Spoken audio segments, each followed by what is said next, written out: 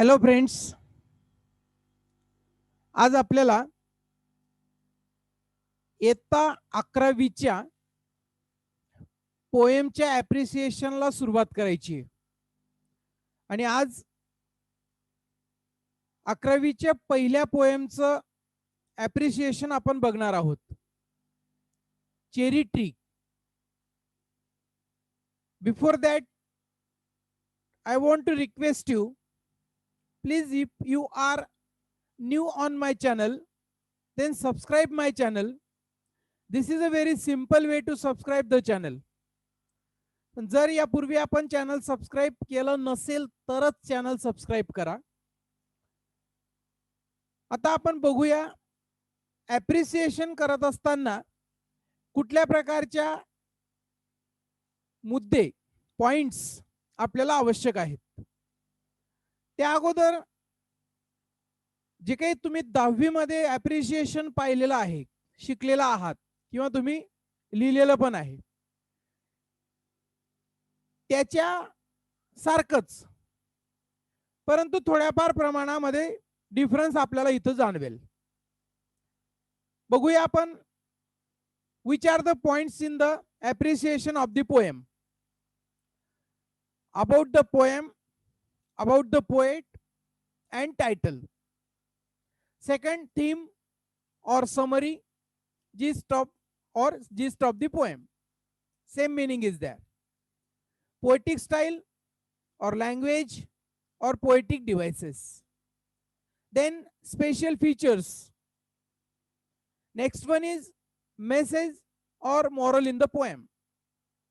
And last one is opinion और conclusion.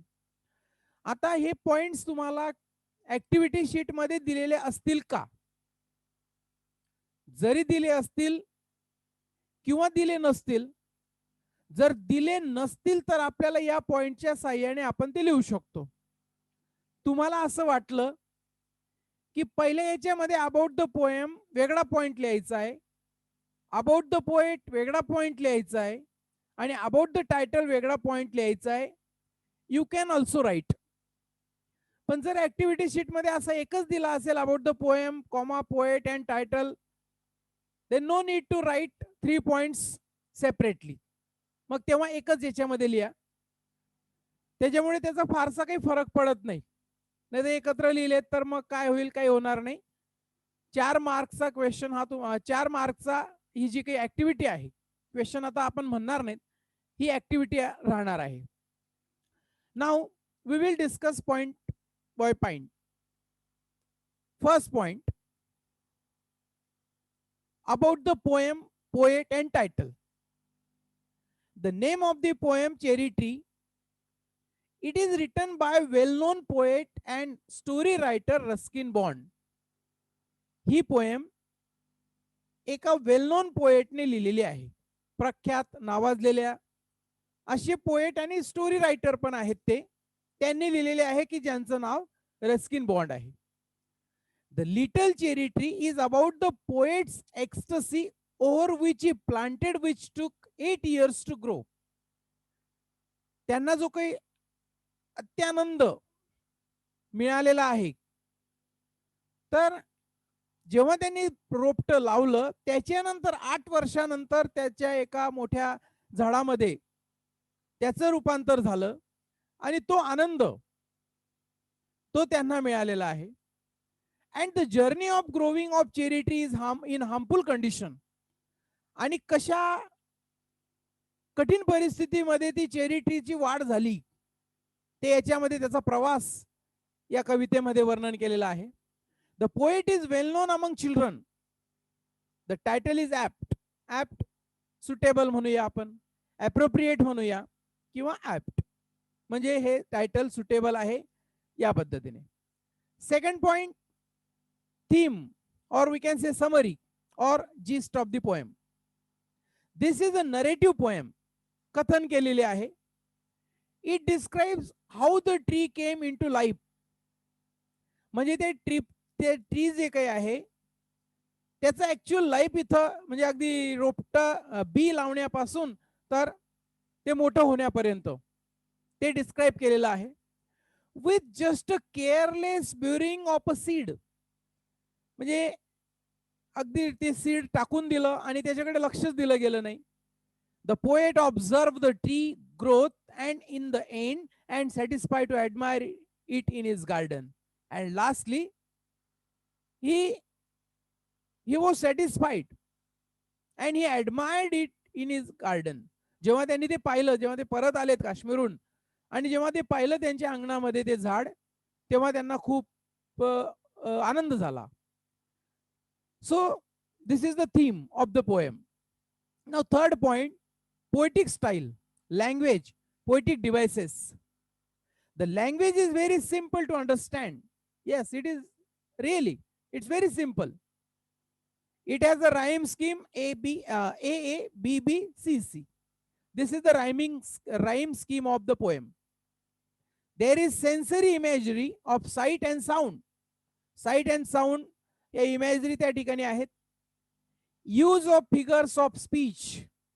Alliteration आहे, personification आहे, climax, antithesis, etc. आता तुम्ही म्हणणार की सर अजून याच्यापेक्षा जास्त आहे तिथं, मग तुम्ही सगळी यादीची यादी आपल्याला तिथं लिहिण्याची आवश्यकता नाही. समजा 20 फिगर्स ऑफ स्पीच वापरले असेल समजा, मग आपण काय 20 फिगर्स ऑफ स्पीच लिहित बसायचे का? एक प्रातिनिधिक स्वरूपामध्ये ज्याला आपण म्हणतो alliteration, personification, climax, antithesis, okay etcetera म्हटलेलं आहे, म्हणजे याच्यापेक्षा अजूनही जास्त वापरलेले आहेत. Fourth point, special features. What are the special features of the poem? और नॉव्हेल्टी, नाविन्यता काय आहे? और फोकसिंग एलिमेंट, कोणत्या एलिमेंटवर फोकस केलेला आहे पोएटने? The poet has focused on the wonders of nature by making use of natural elements. जे काही नेचरचे वंडर्स आहेत त्याच्यावर फोकस केलेला आहे. म्हणजे कुठेही ते सीडला जमिनीमध्ये पुरल्यानंतर कोणी काळजी घेतली नाही. सुरुवातीला फक्त पोएटने पाणी टाकलं, त्याच्यानंतर कोणी ढुंकायला गेलं नाही आणि ते झाड मोठं होतं, त्याला चेरी येतात. So these are the wonders of natures. It is happy ending in the poem, and lastly there is happy ending. So really poem is beautiful and easy to understand and focused on the wonders of the nature. Now next point, message, values, morals in the poem. What are the messages, or what is the message, or what are the messages? Values, or we can say morals also. The poem highlights the importance of trees. The poem has given a message to love trees and plant and grow greenery everywhere. So this is the message given by the poet to us, to readers. It means importance of trees. आता तुम्ही म्हणणार एक झाड लावलं आणि त्याच्यातून काय आपल्याला इम्पॉर्टन्स ऑफ ट्रीज, आम्ही तर त्याच्यापेक्षा जास्त झाडं लावलेली आहेत. Okay, no problem. But here poet is given a message of importance of trees. If you love the trees, if you love the plants, definitely greenery will spread everywhere. So it's very simple message and easy to understand also. What is the last point? What is your opinion about the poem? Your opinion, personal response, like a personal response. So I think that poem is very simple to understand and gives good message to us. I enjoyed the poem. It is fine example of a poem that tells a simple story of cherry tree growing in easy verse. इथं तुम्ही काय लिहिणार हे तुमचं मत आहे, त्याच्यामुळे इथं चूक आणि बरोबर याला काही महत्व नाहीये. मी तुमचं चूक आहे किंवा बरोबर आहे हे इथं काही सांगू शकत नाही, because it is your opinion. So that's why you can write according to you, just like you write in personal response question. So remember this. इथं आपण पहिल्या पोएमचे चेरी ट्रीचं ॲप्रिसिएशन ऑफ द पोएम संपवलेलं आहे. पुन्हा पुढच्या व्हिडिओमध्ये आपण भेटूया पोएम नंबर 2च्या ॲप्रिसिएशन ऑफ द पोएम मध्ये. Of 11th standard. तोपर्यंत हा व्हिडिओ तुमच्या सगळ्या मित्रांना आणि शिक्षक बंधूंना विनंती करतो की त्यांनी त्यांच्या विद्यार्थ्यांना शेअर करा, म्हणजे त्यांचं ॲप्रिशिएशन समजण्यासाठी त्यांना सोपं होईल. ओके, भेटूया पुन्हा पुढच्या व्हिडिओमध्ये. थँक्यू.